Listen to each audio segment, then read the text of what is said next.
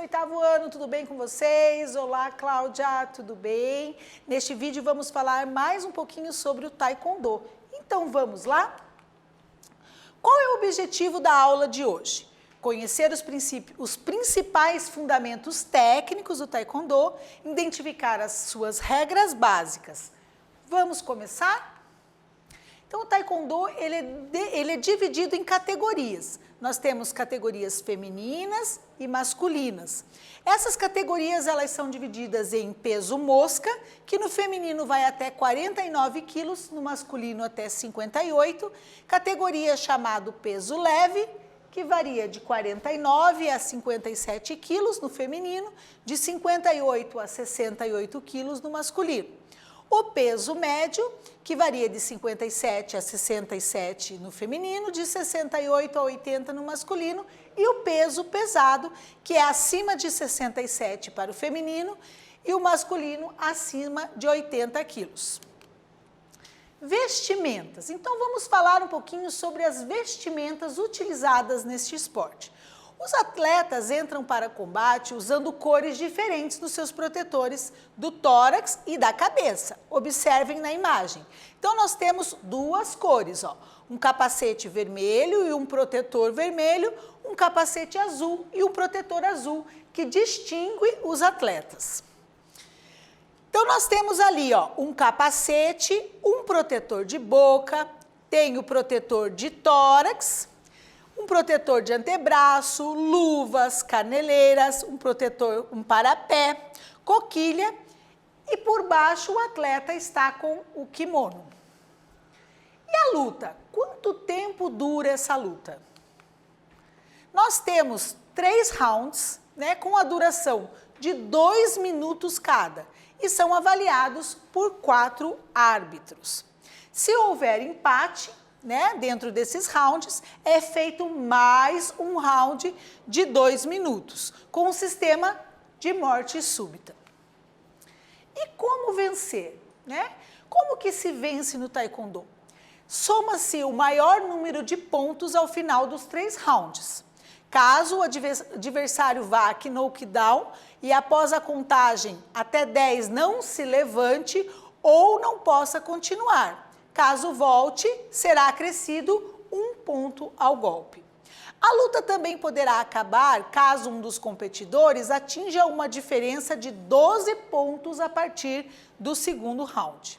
Ou também a luta encerra se o oponente for desclassificado. Quanto aos golpes, os golpes eles podem ser aplicados tanto com os pés quanto com as mãos. Os chutes devem ser dados acima da cintura e apenas nas áreas cobertas pelos protetores. Já os socos podem ser dados no peito do oponente. Então, dentro de tudo isso que nós vimos até agora, vamos praticar um pouquinho e vamos para a nossa primeira atividade. Então, pegue o seu caderno e capriche lá. Escreva quais são as maneiras de se vencer no Taekwondo. Vamos lá? Agora é com você.